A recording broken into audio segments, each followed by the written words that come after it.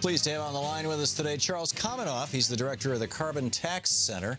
Carbontax.org is the website. You can tweet him at Komanoff, Komanoff. And the carbontax.org, the website. I think I just mentioned that. Charles, welcome to the program. Hey, Tom. Thanks for having me. Thanks for joining us. So you wrote this op-ed, Progressives Need to Get Over Themselves and Support This Republican-Backed Carbon Tax Plan. You want to give us your sales pitch on this?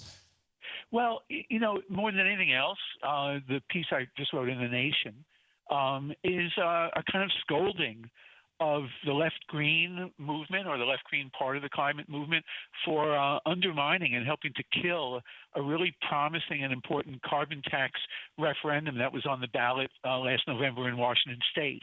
And then, you know, as they were finalizing the piece last week, some elder Republican statesmen. George Shultz and James Baker, among others. They came out at a sort of orchestrated rollout in Washington, D.C., backing, in some ways, the very kind of carbon tax for the nation that had been on the ballot in Washington State. And so the piece I wrote in The Nation is basically saying, you know, let's not repeat the mistake. We can't be purists about stuff. A carbon tax is fundamental to solving climate change. So let's look at the details and see if this is something that we can get behind. Now, here's my problem with the George Shultz, James Baker, and maybe you can set me straight on this, but this is, you know, whenever Republicans start talking about things that might impact the profits of the fossil fuel industry, I get skeptical. And in the article, they said that in exchange for this tax on carbon, they want two things. They want one, and I quote, significant regulatory relief. And the second, and I quote from the article, the proposal would also insulate fossil fuel companies against possible lawsuits over the damage their products have caused to the environment, end of quote. In other words, we'll give you 10 cents worth of carbon tax if you let us make an additional 50 cents a ton profit by pouring more poison into the air, and don't let anybody sue us if they're downwind and their kid gets cancer or asthma. I have a problem with that. Oh, and you want my take? Well, tell me I'm crazy here. Well, no, you're not crazy. I think you're just kind of looking at this maybe a little too ideologically. I'm looking at this skeptically. I don't believe Republicans. Well, look, the one regulation that that Schultz and Baker said would have to be given up in this swap or this deal is the Obama Clean Power Plan. And, you know, Tom, 85% of the Obama Clean Power Plan has been achieved. The time target on that was 2030. Right. So we roll that back, and they start dumping more poison in the air. Wait, no, Tom, come on. Let me make the point. There's been so much progress in the electricity sector. That's the only sector where there's been a lot of progress in reducing carbon emissions in the last 10 years or so. There's so much progress that the Obama Clean Power Plan has pretty much done its job. So as I said in the article, giving away the Clean Power Plan for a robust carbon tax, and this is not a small carbon tax, it's not a token carbon tax, it's not an Exxon carbon tax, it's like giving away an aging ball player for a young superstar. It's a deal that you would take in a minute. And as far as giving away the right to sue the fossil fuel companies, you know, you and I are going to be long dead and buried, and our grandkids and everybody else, at a time when we're going to have the political power to sue these bastards for destroying the planet and destroying the climate. It's not going to happen. Let's stop holding out for some, you know, nirvana plan, and let's get behind something realistic that we can do, which is a robust rising carbon tax that's really going to keep fossil fuels in the ground and starve the profits of the fossil fuel companies. So, number one, there are lawsuits. I'm sure you realize this. You know, ExxonMobil in particular is being sued for by multiple organizations about what they knew and when they knew it about climate change. General and others, and they're trying to stop these. It's all leverage. And they're trying to stop these very, you know, potentially very damaging and expensive lawsuits for their criminal behavior over a 50-year period. Number one, so they're like, don't hold us accountable. Would you rather put Rex Tillerson in jail, or would you rather solve the climate problem, which is threatening human civilization? I'm actually capable of walking and chewing gum at the same time. I think we can do both. I think we can put the criminals at ExxonMobil in jail, and we can do a carbon tax. And you know, your argument that, you know, Obama's Clean Power plan has taken us 85% of the way there reminds me of Phil Gramm's argument on the floor of the Senate in 1999 about, you know, with Graham Leach Bliley, about Glass-Steagall. Hey, you know, Glass-Steagall was designed in 1935 to prevent banks from failing and having that failure inflicted upon, you know, the entire economy. And we haven't had a bank failure since 1935, so we really don't need this anymore. Yeah, Tom, it's a nice analogy, but it doesn't hold up. The Obama Clean Power Plan was the best that the previous president could do because he had a Republican denialist Congress, so he had to rely on administrative action. Right. It only deals with the electric power sector, and the point is that the reduction target, which was modest but, you know, meaningful, we have achieved 85% of it, and the rest is in the bank.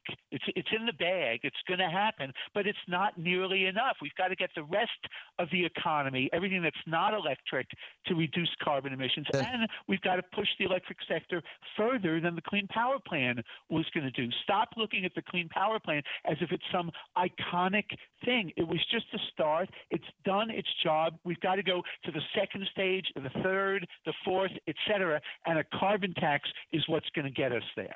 Oh, I totally agree that a carbon tax is absolutely essential, that these guys have been getting a free ride.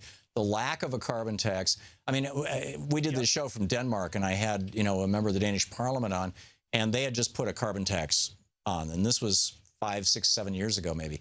And I said, how did you calculate the carbon tax? And he said, we calculated the number of people who have died from cancer and the cost of the asthmas in Denmark as a direct result of fossil fuel emissions, because we have a national healthcare system, and so we're all having to pay for that. And we said these carbon emitters are getting a free ride. You know, we're all paying for the externalities, so we're going to simply charge them for the externalities.